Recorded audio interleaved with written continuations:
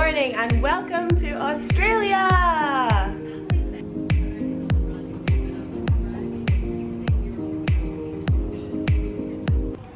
Good morning everyone, I hope you're all doing well wherever you are. So this is technically our second day in Australia. We did land yesterday morning at 6 in the morning, but with the jet lag and everything we did end up having a nap until about 3 in the afternoon because we just couldn't keep going. But we have landed safely in Brisbane. We did go and see my cousins last night, which was great considering I haven't seen them in about 5 years. And today we are heading off to Australia Zoo because if you're an animal person and you're in Brisbane, of course you're going to go see the home of the crocodile hunter and his family. So we're up quite early, one because of the jet lag obviously, and two because the bus is leaving at about 8:30, so we're going to go and get on the transport now-ish. Well, we still have a little bit of time, but we're going to go very soon. So yeah, I'm super excited. Ever since I was little I've always watched Steve Irwin obviously, so I can't wait to see Australia Zoo. Right on the dot at 12 o'clock. It goes for about 30 minutes to about 12:30.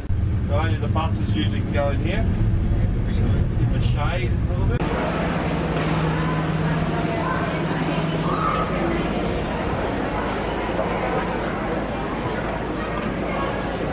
So we've made it into Australia Zoo and it's about as hot as the centre of the sun. It is so warm. I'm really going to need to see if I can get a hat, especially because I forgot my sunglasses. But we're just having a walk down towards Africa because we are doing a cheetah encounter, or a cheetah meet and greet. So we're heading down to do that, and then straight after it's going to be a bit of a rush because the main show at the crocoseum with the big saltwater crocodiles is at 12, but it takes like 20 minutes to walk from here to there, so I'm not really sure how much of it we're going to see. We're going to give it a good try. But I'm super excited to be meeting a cheetah. I've never ever met a big cat before. Done a lot of marine animals, not so much terrestrials. So yeah, it's gonna be fun.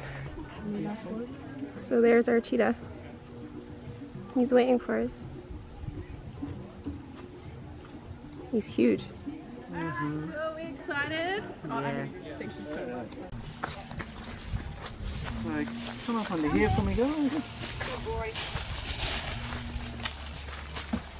Good boy. So where are my singles? 1, 2, 3. Alright, so we're gonna do the single shots first, guys, and then we'll do the doubles.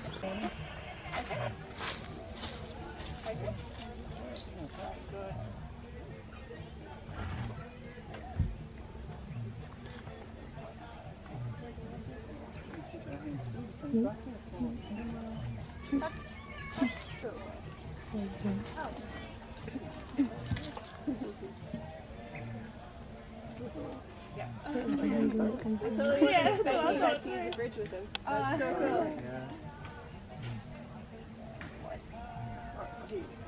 Copy, Daisy. Are you happy with your sunnies on? Yep. Yep. You're both giving top down.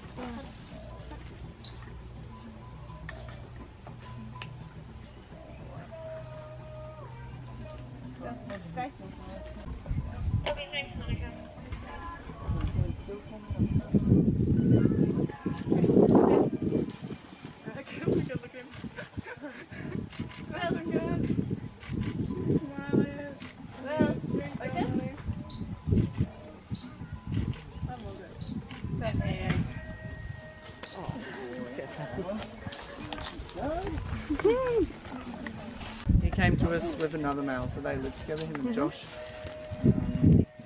Yeah, so obviously he's been doing photos and things like that for a while now. As you can see, he's very used to it. He's like, alright, do my stuff, have a nice walk, and see you later. So this is kind of part of his war. He only has to do work for about 15 minutes and then he'll go out for another half an hour or so. So apart from being trained for the photos, are they trained voluntarily for things like husbandry behaviours and stuff like that as well? So we do, that's super cool. The first sort of training we do is basic behaviours when they're young to get them used to it. So they do sit, stay, come, down. We do feed up stations, targeting, all that kind of stuff. Then it's police work. And then we move on to husbandry stuff, so we can take blood, we take the temperature, which has to be done the old-fashioned way. We get samples and things like that as well. We have done x-rays and ultrasounds on females and stuff. That's like cool. That, so it's all training based. It just means we don't have to sedate them for just stuffed. Well, it's better for the animals, it's Much less better. stressful. The more you can do with them, not having to knock them out and do anything like that is better for them. So it's just all the training and conditioning we do with them, get used to them. So, and it helps them to be able to meet you guys. So if they're used to people coming in and seeing that kind of stuff and those behaviours. So we offer. That was so cool. Like, it was very quick. Like, it was very short, but it was really nice to be able to ask some questions and learn a little bit more about the cheetahs. He was huge. I wasn't even expecting him to, because you imagine like a tiger and a lion to be big, bulky. I suppose maybe because he was a male, but you just imagine cheetahs to be like slighter. But it was really cool. And the girl just gave us a lift up to the crocoseum, so we're going to make it in time for the show. So that's next on the list. Quite shy and timid out in the wild, usually found alone or in pairs. Unlike wild dogs, they do not hunt in packs and they only breed once a year. Yeah, exactly right. And getting to know them, we hope you fall in love with them just as much as we have. They will be making their way around the crocoseum, so please make sure you say g'day. Prefers to scales. Now some of you may think about next animals coming out here today in springs, and some of you might think of them as foes. However, we would say snakes are just very misunderstood. Exactly, Maurice. Now the snakes moving around the crocoseum today.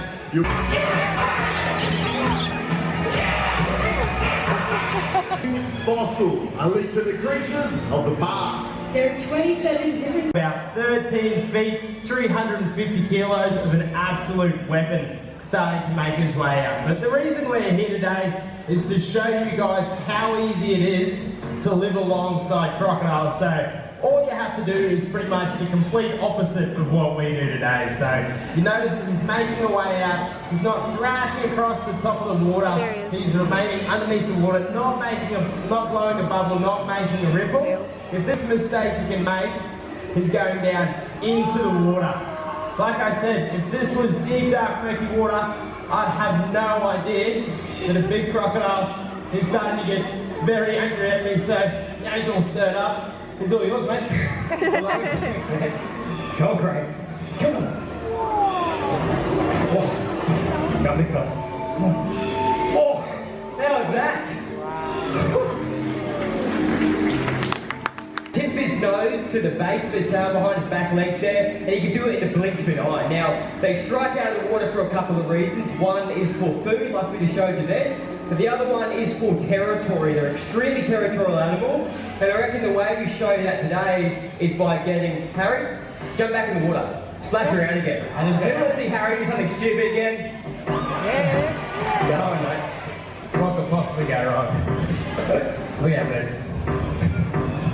Now you can see, even though we're a couple of metres away from him, as soon as I started to go closer to the water, that's when he turned and he was straight under it.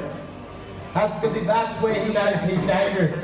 He knows he stands more of a chance getting me here than he does anywhere else. Now, there's not a lot of room to move, so I might go real quiet.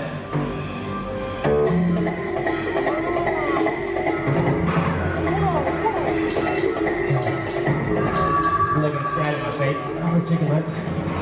How come you got a bigger chicken there? Get a bit closer. Bring out past. There you go, big ball. Are about 2,500 pounds. So if he was to bite me, it would absolutely wreck my day. So I'm going to try and do my best to not allow that to happen. But we've shown you the strike from the water's edge. We're going to show you another method they use to catch them. You see if we're getting on his food. Here we go, here we go. Angle his head upwards, and he's going to launch straight up at the... Oh! Wasn't ready for that one. He's going to launch straight up out of the water like that. He can get over half his body length straight up and out of the water, just like that strike out on land. So it's something they do out in the wild. It's not something we teach them here in the zoo. They start doing it when they're hatchlings, when they're tiny, and they continue to do it even when they're... Oh! How was that? Even when they're bigger than Graham here, they can still do it.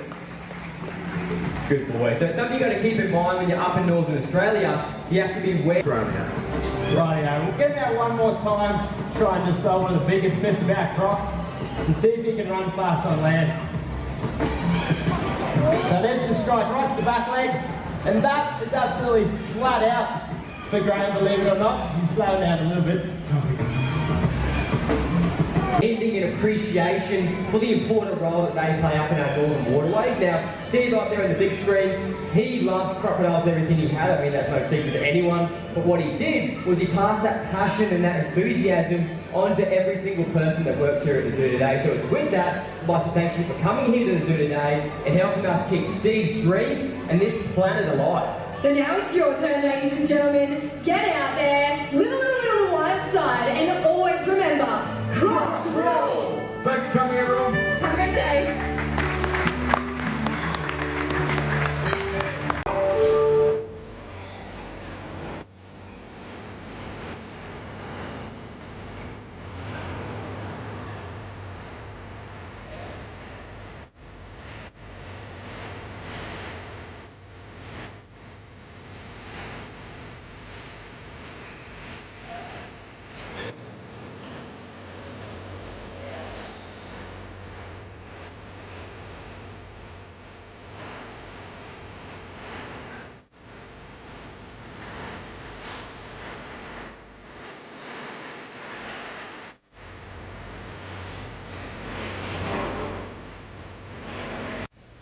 They were good. That was so cool to be able to see that. To see like the kind of legacy that Steve Irwin left. And that crocodile was huge. Huge saltwater crocodile. So now we're heading off to try and see if we can feed some kangaroos.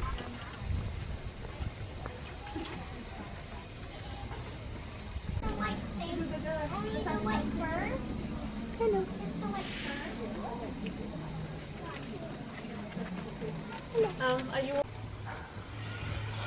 having a nap? You want something to eat? Yeah.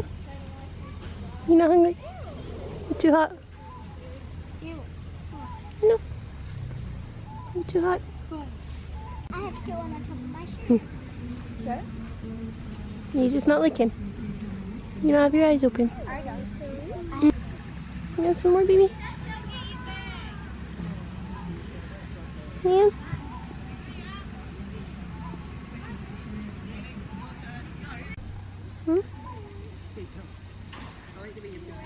That's what I literally just said.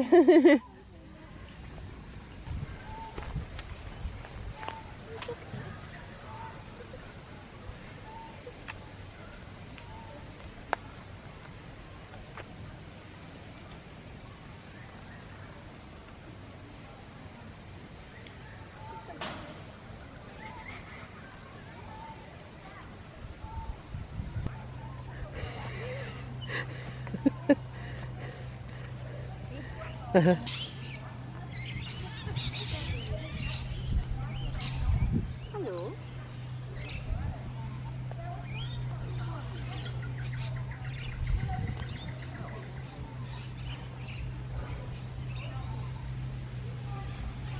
You got an itch, love?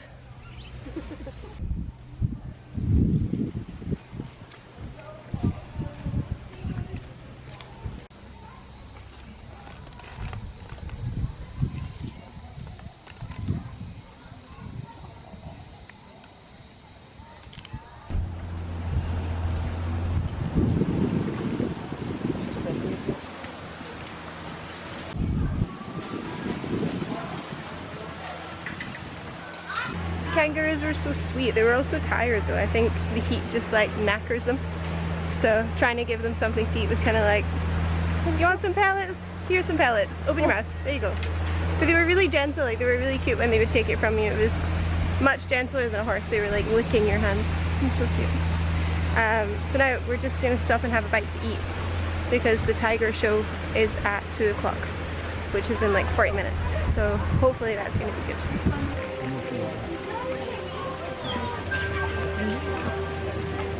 You want to be in it? Bye.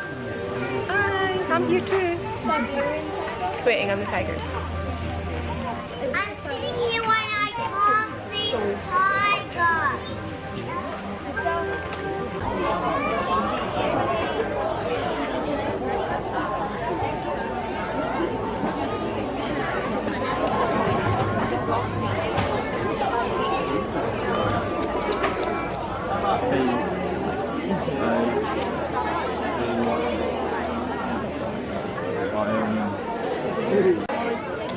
afternoon, guys. Welcome up to the Tiger Temple. Thank you so much for your patience. We will get underway with our afternoon presentation. My name's Elise.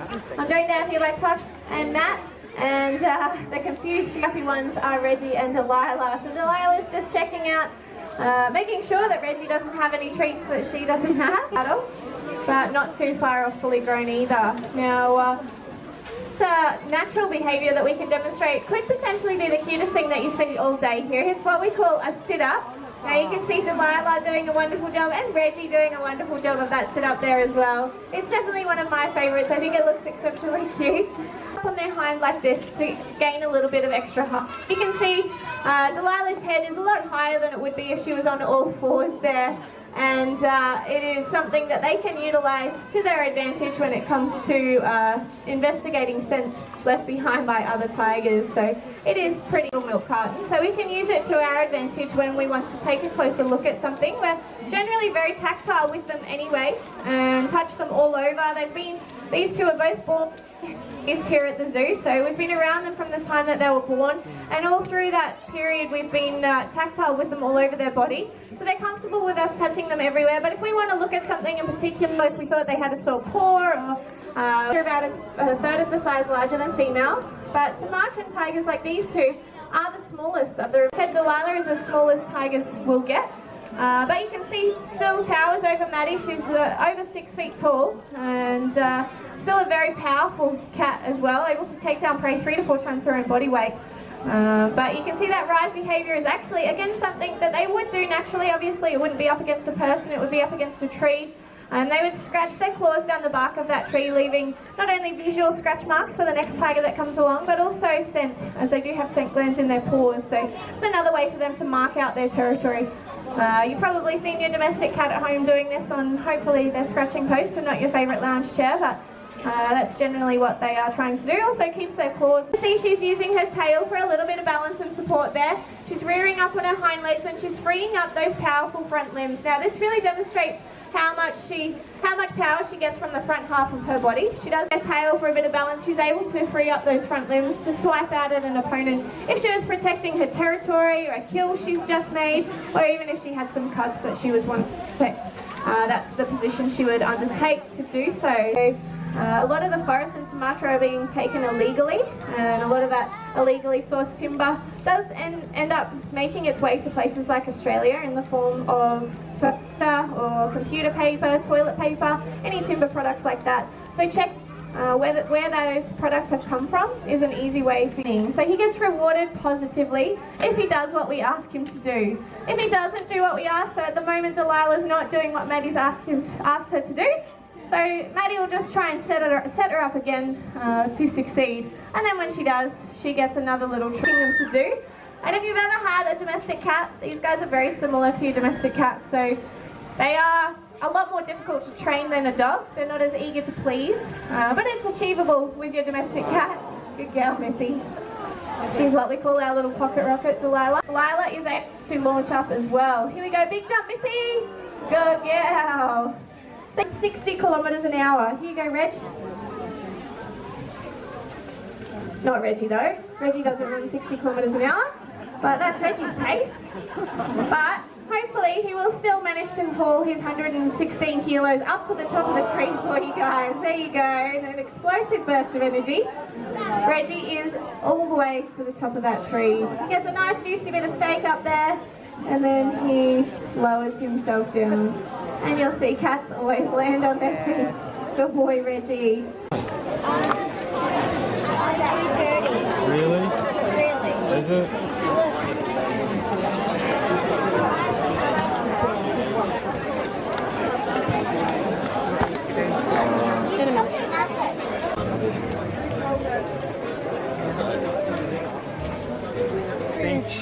Again, I guess even if we talk about not feeding and moving away, it's good that we have the chance that the zoo will give us. That was super interesting. Like, I really didn't realise that they did so much unprotected contact and positive reinforcement training. That was so cool. Like, they were doing target training, they were doing place training as well, so they were getting the tigers to put their feet on a board and stay and everything. And I chatted a little bit to the tiger keeper after the show, and he was just telling me a little bit more about how they do everything and the relationship that they build with the tigers and how long it takes for them to actually develop that relationship and then start working them. It sounds quite similar to killer whales, but not quite. The only thing that he said was a little bit different was how when he started, when you start working with the tigers, you do nothing. So you just have to be like in the background and just be there, so the tiger just kind of gets used to your presence. Whereas with killer whales, you have, when you start, you do that a little bit, maybe for a couple of weeks, just to observe and kind of figure out what's going on. But you need to give fish, you need to give toys, you need to start building your relationship. It's a little bit more proactive. But it was really interesting to learn the differences. I really liked it. We're gonna go see some lemurs. They said we're just seeing some lemurs. Are they up in this treehouse? Maybe.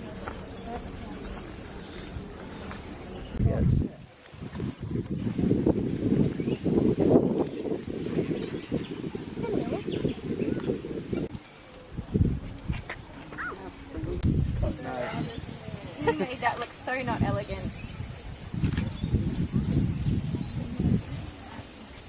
Oh, there we go.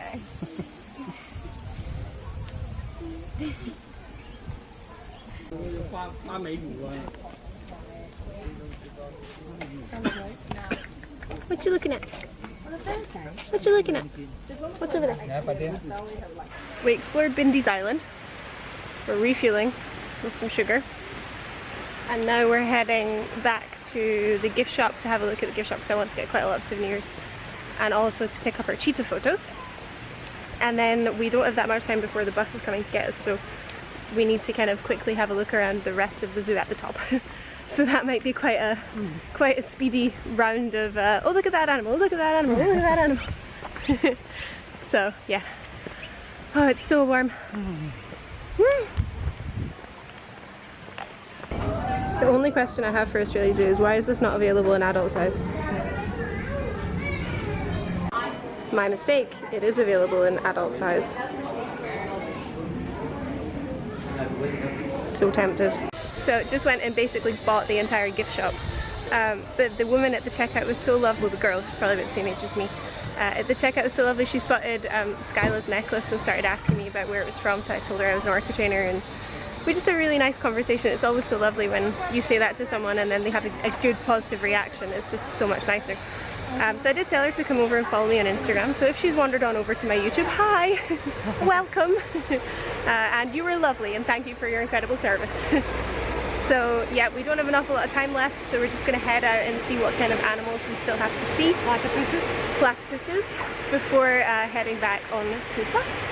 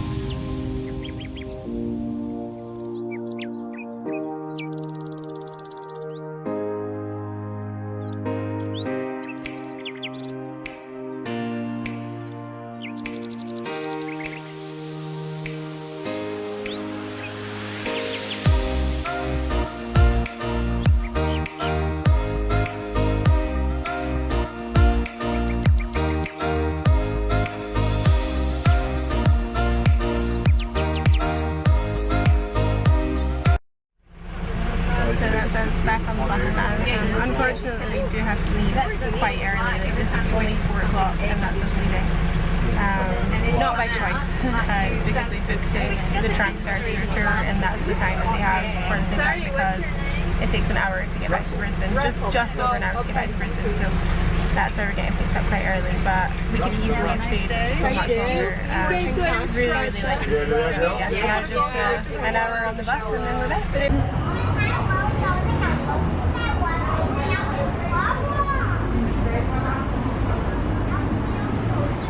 So we just quickly came down to the ferry terminal there to see if it's possible for us to go to Lone Pine. We're going to the koala sanctuary tomorrow, and my cousin said that it might be possible to get the ferry there instead of the bus, which is just a little bit more scenic. But the ferry information there didn't really tell us if it stopped there or not, so I just took a picture of it, so I'll just need to Google it when I'm at the hotel to see. If not, we'll just get the bus. But now it's just after 5, but I'm starving. I don't know. Are you hungry? Yeah. I'm absolutely starving. I'm exhausted. I think it's the jet lag, so I think we're just going to go and head to see if we can get something to eat somewhere and then head back to the hotel. But yeah, Australia's, it was really nice. The only thing I didn't like was that we didn't have more time there. We managed to do absolutely everything in the zoo, but I feel like if we'd had maybe like 1 or 2 more hours, we could have done it, but just a little bit more chilled. But I would definitely recommend it. But it's super interactive, the zoo. Like, there's so much that you can do. There's so many things to do, there's so many animals to meet. There's always keepers that are there with the animals, like even in the places where like the lemurs were there just like walking around. There's always a keeper there to kind of make sure that everyone's keeping their distance and not like harassing the animals, which is nice. And the fact that you can just like walk in with the kangaroos and stuff, and I don't know, feed them, touch them, see them. It's really cool. But yeah, it was great to finally be able to visit it. Did you like it, Mom? Yes, I liked it. Yeah, it's really good. Okay. Hey guys, so we are now back at the hotel. We ended up actually going to Nando's for dinner. Again, if you guys don't know what Nando's is because you're not from the UK, it's amazing. I was so surprised when I saw Nando's yesterday, literally just around the corner from the hotel. I had no idea that they existed in Australia, but it made me very happy.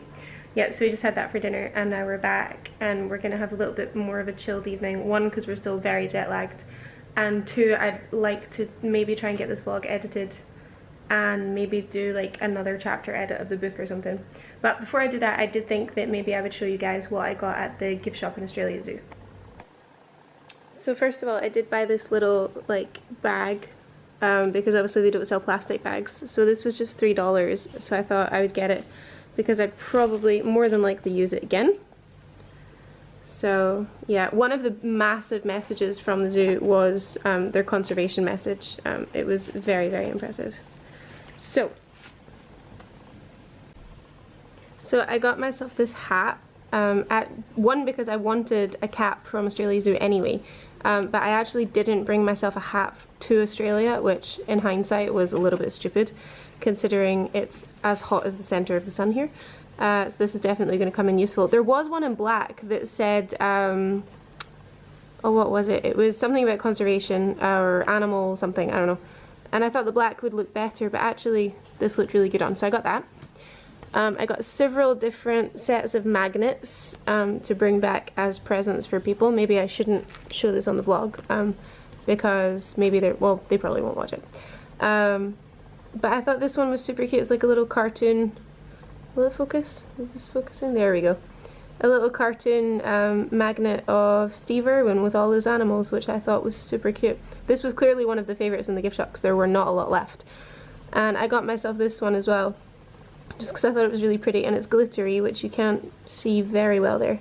But it's glittery, and then it says Australia Zoo there in the corner. I got a keychain for my boyfriend, which I won't show because there's a very good chance he might actually watch this. I also got myself this like vest top because it was just too cute to resist. It's like a little watercolor koala with Australia Zoo on it, which I thought was really nice. And I also got myself this mug, and I don't know if you can see through it because it's all kind of wrapped up, and I'm going to leave it like this because obviously I need to take it back on the plane. But it has a little tiger handle, and it says, "I'd rather be at the zoo." So I thought this was really cute. So those were my purchases. So I really hope you guys enjoyed watching today's vlog at Australia Zoo. It was definitely one of the places that I've always wanted to visit my entire life, so it was a very special day for me. I hope you guys enjoyed it. As always, if you did, then give it a thumbs up and subscribe if you would like to see some more. Tomorrow we are off to the Lone Pine Koala Sanctuary, so it is kind of like 2 zoos within 2 days, but I mean, that's never a bad thing for me. So we're heading off there tomorrow, so I will be vlogging again. So I will see you guys tomorrow.